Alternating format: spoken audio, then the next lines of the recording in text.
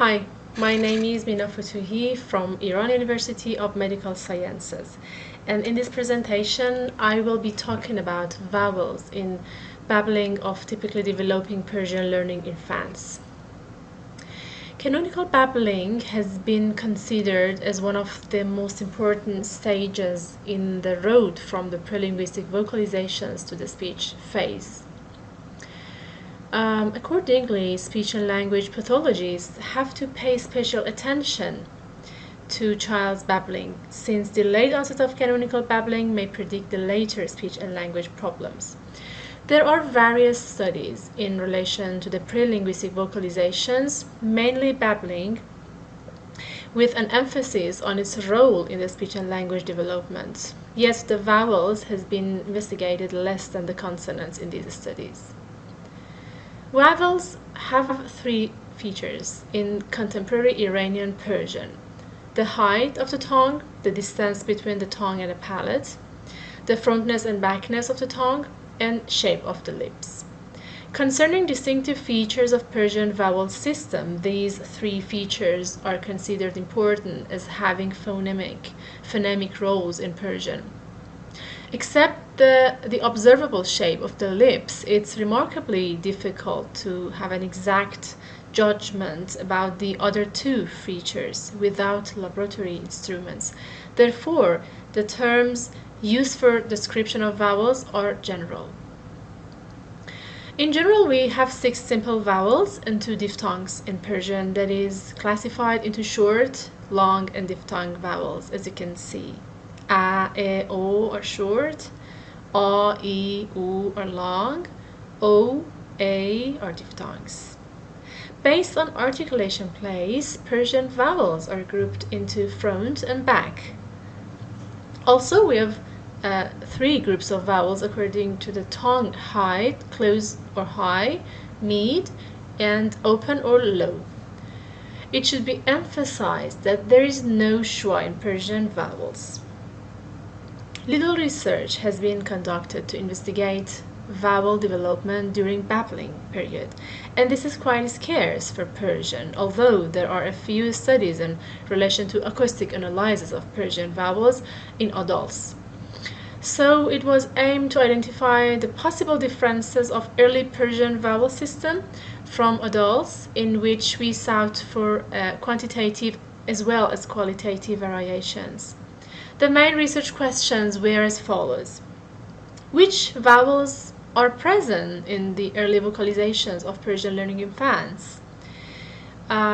What are the characteristics of early Persian vowels, especially regarding place and manner of articulation? And finally, are the frequency of the vowels articulated by infants similar to the adults?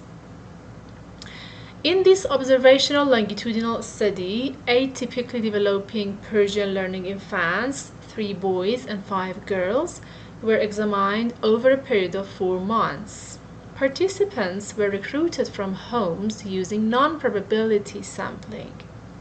Infants who met inclusion-exclusion criteria entered into the study. The inclusion criteria were as follows: being between 6 and 8 months of age, having normal development, and having Persian-speaking parents. The exclusion criteria included a history of hospitalization in a neonatal intensive care unit, or an ICU, a history of convulsions, oral motor impairment or dysphagia, having partial vision or hearing loss, and finally having parents with hearing loss. 3 to 60 minute comfort vocalizations of infant, mostly after feeding and changing, as well as mother-child interactions, were audio and video recorded at home once a week for 4 months, means 16 sessions. Vocalization were transcribed using the Broad International Phonetic Alphabets, IPA. Demographic information of the participants is shown in table below. The total sum of vocalizations obtained from 8 infants was 74 hours.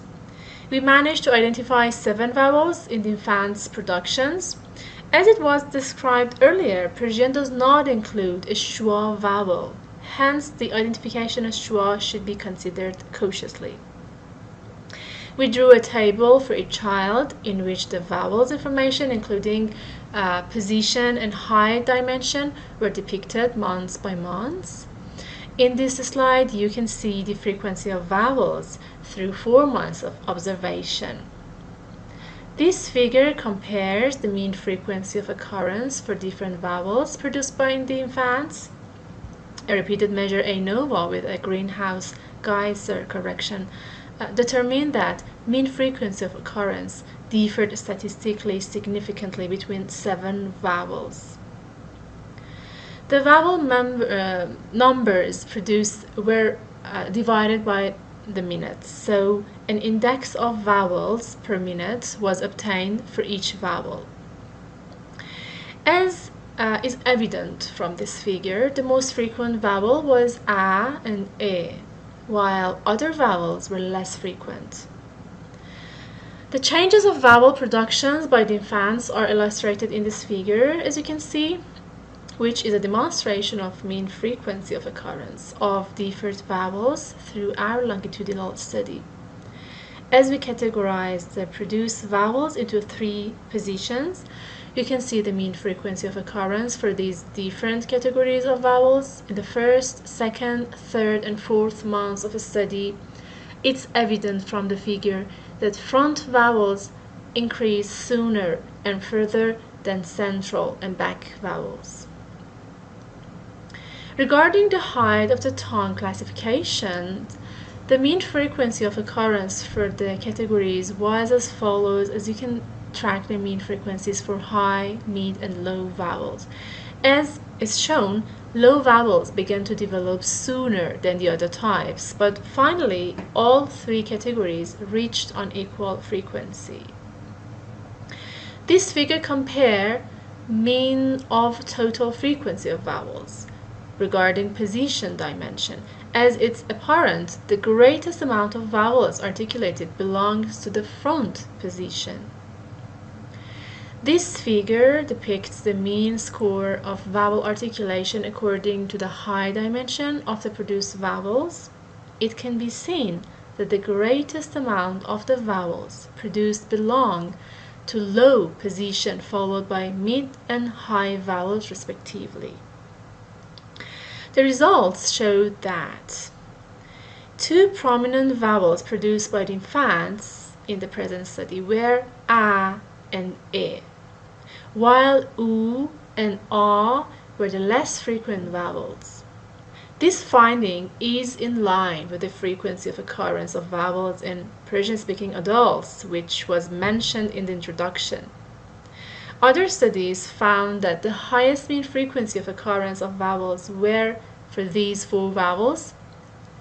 As you can see in the slide, these studies, besides our study, seem to reveal a language ambient effect in which the characteristics of the vowel tend to reflect the mature pattern of that language.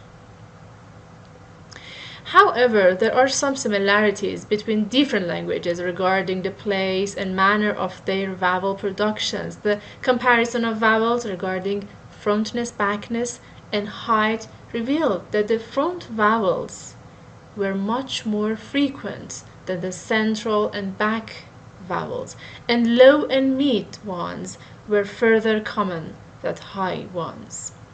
It seems that the results of the present study are close to the findings of other inquiries in the languages such as English, French, Swedish, Spanish, Yoruba, Romanian, Tunisian, Turkish, and Dutch. The results were in accordance with findings of Fotuhi. She showed that the order of vowel acquisition may also be sensitive to language-specific patterns of development.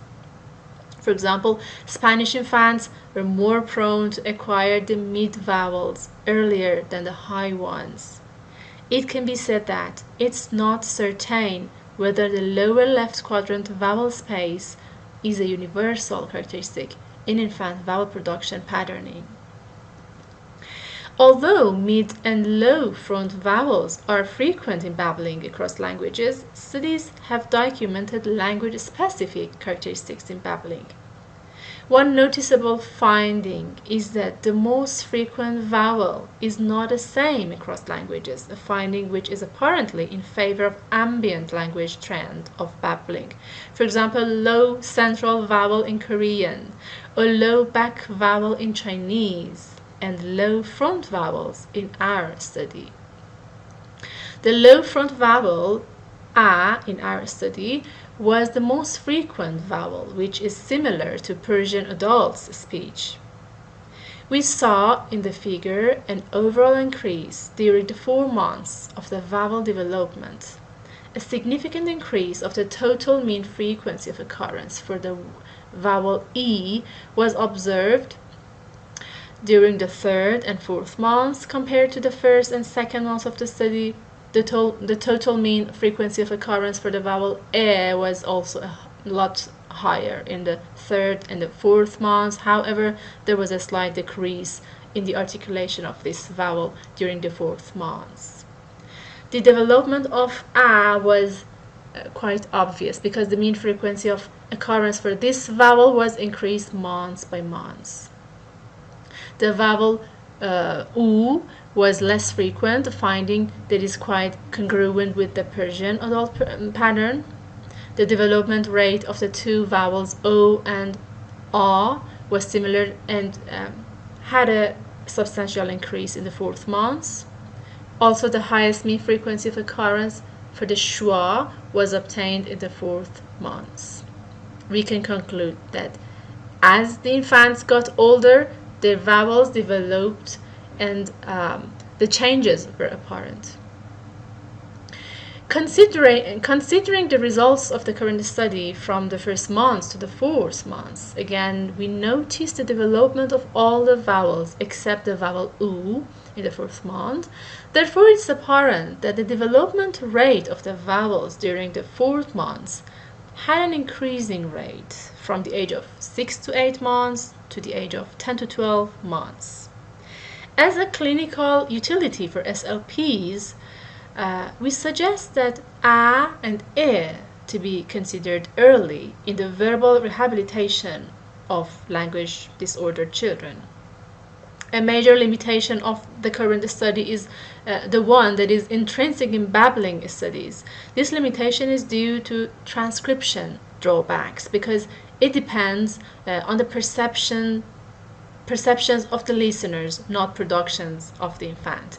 It may be that the schwa vowel heard in this study is not actually a schwa, but a lax version of a standard vowels of Persian, so it should be renamed as a perceived schwa instead of schwa.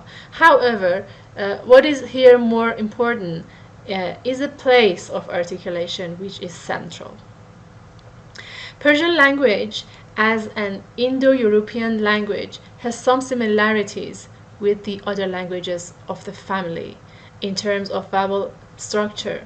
Therefore, these vowels produced by Persian-learning infants seem somehow close to that of English-learning infants. The increased frequency of occurrence of the low and mid-front vowels in the current study was nearly consistent with the previous studies in other languages. The results of this study may be used for developing early interventions for infants who are at risk for speech and language problems in Persian language.